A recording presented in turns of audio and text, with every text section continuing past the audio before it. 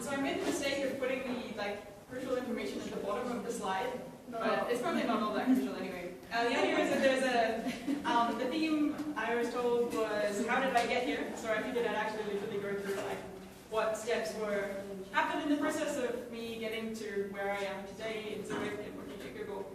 So at the bottom, you can't really see it, but it says high school, university, and then Google, which is pretty much the entire story. So I started off when I was in high school, my very first ever experience with any kind of programming. Who recognizes this language? A couple, yell it out. Sorry? Oh, the game. Who recognizes the game? Yes. Yes, okay, yes. The game is Mastermind. And when I was in, towards the end of my high school time as a teenager, I learned to program at school, but I didn't really learn to program very well. So this was in Visual Basic.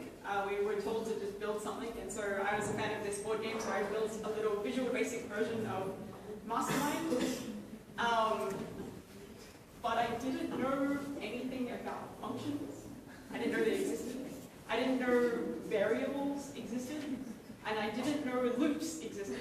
And so the program was maybe, if you printed it on paper, it would be a huge stack of paper that was largely copy-pasted. And when you play Mastermind, if you haven't played it before, you get 12 terms. You sort of guess a set of colors, and you're trying to work out what these 4 colors are based on some feedback. It's not important, but I didn't know how to do variables, so there was no variable for which turn you're up to. But on the screen, on the window, there was a little label that says, you have 5 turns left. And so I had this giant if statement that says, if the label says you have 12 turns left, and there was a whole chunk of copy-pasted code to do that turn. And then it would say, else, if the label is you have 11 turns left, then it would do essentially exactly the same thing, copy-pasted, because I didn't know how to do functions. Sorry, I just wanted to put this up there to say when I started programming, I really had no idea what I was doing. But I found it fun nonetheless, and so I decided to go to university. And I was like, oh, I built this Mastermind game, I'm so awesome, I can do programming. I thought I was really good at it. And then I got to university and discovered that my fellow students were already far ahead of me. So we started learning Java in first year of university. And one of my classmates on the very first class was like, why are we learning Java? I already know Java. I was like, I don't know Java. Crap. One of my classmates was already working part-time as a developer. I'm like, I barely even know what programming is. And the conversations that my classmates would have were about things that I had never heard of, or things that I just didn't understand. So I ended up learning a lot throughout university just by listening to my classmates. But that sort of very first day of university, I suddenly realized that, crap, I shouldn't be here. I feel like I'm really behind everyone else. And that kind of continued all the way through university.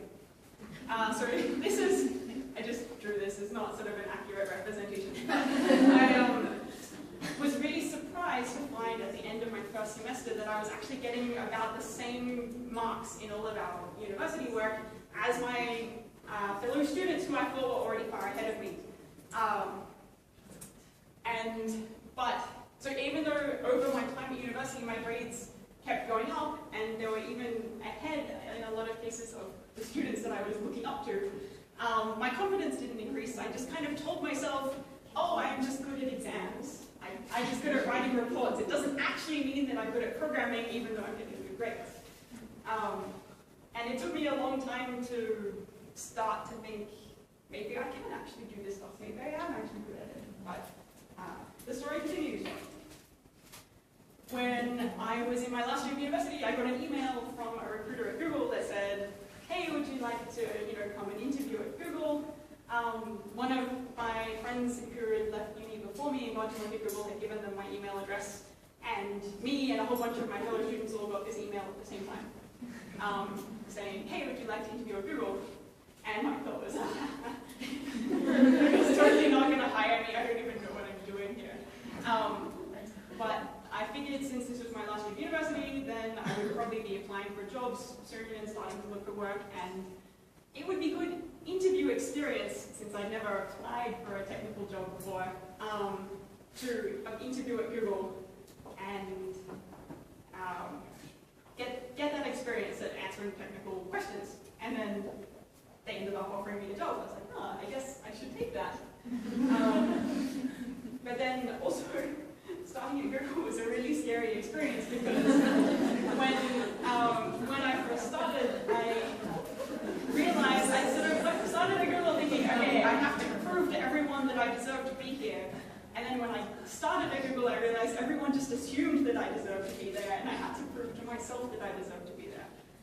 So now I've been at Google for 5.5 years, and gradually over that time, I have come to convince myself somehow that I do actually know what I'm doing and that I am actually good at this. So that's kind of what the second dog is for. I'm pretty sure I know what I'm doing now. And just to finish up, a little bit about what I actually do. At Google, when something breaks, if something breaks in a big enough way, then people notice and they start to freak out. So there's a team of software engineers at Google, which I am a part of, called Site Reliability Engineers. And so that's what I do. I don't work on Gmail, but I work on part of Google+. Does anyone actually use Google+ as an account? Ah, lots of people. Yeah. So if Google+ is broken, or if the chat system is broken, it might possibly be me or one of my teammates who is actively responding to that and working on that. So it's not just an on-call thing that we do, we also work on preventing things from going wrong and redesigning the system so that it scales well and stuff like that. It's very fun. I think I have one more slide. Ah, yes. So what I've mostly been talking about here is imposter syndrome. Who's heard of imposter syndrome before? Lots of people. Who has felt imposter syndrome before? Yeah. Essentially, I find this is really common, particularly in an industry like ours, where people are constantly trying to prove to each other how good they are and how much they know. It's easy to feel like you don't actually belong or you don't deserve to be here. So I found that over the years, you have to actually take a step back and go, wait, if people are telling me that I'm doing a good job, or if I'm getting good grades at university, then maybe I should actually believe when they say that I am doing okay, and this is good. And I found that talking to other engineers who I work with who know my work and who I must not to react badly. If I tell them, oh, I feel like I'm not actually good at this, they're like, what are you talking about? Of course you're good at it. Like, okay, maybe I should believe people when they tell me this. And if you're feeling, I still go through times where my confidence will take a sharp dip. I'll say something stupid in a meeting and I'll be like, oh. It's good to remember the times when you have actually accomplished things and you can go, yes, I do have concrete evidence that I deserve to be. Anyway, I have one last slide with a pretty picture of a Google data center. Does anyone have questions?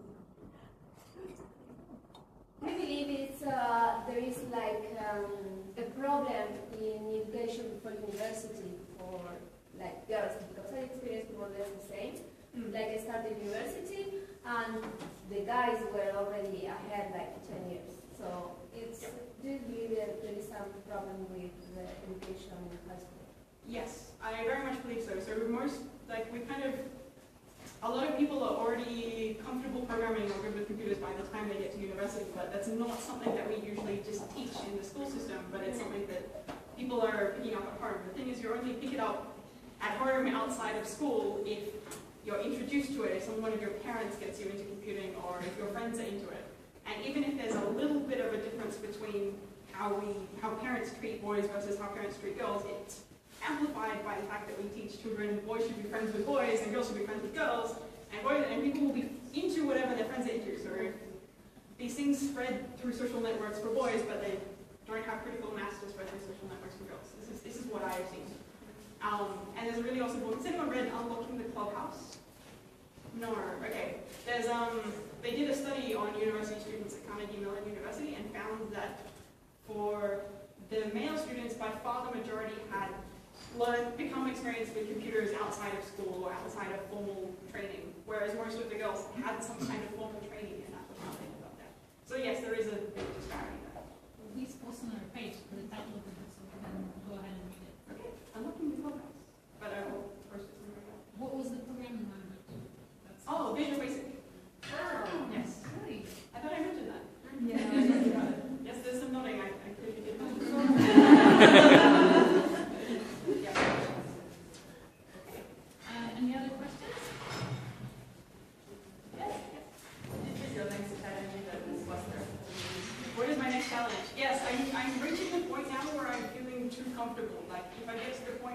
like I actually know what I'm doing, this probably means I should go try something else. So yeah, I don't know exactly what the next step will be, but I'm looking at it. How many girls were you at university? I don't actually know the statistics from my university. We were by far a minority. There was, in my final year when I was doing a sort of a year research project with the 25 students that did this, there were 2 girls. So it was probably about the ratio.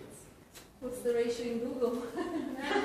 Google actually recently publicized all of the statistics. So the Google company worldwide, 30% women, in engineering 17% women.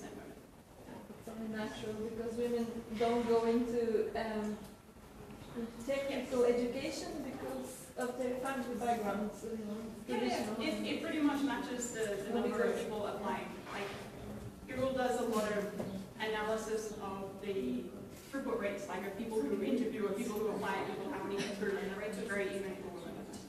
and how many colleagues from your university actually went for a job with Google? Was it just you?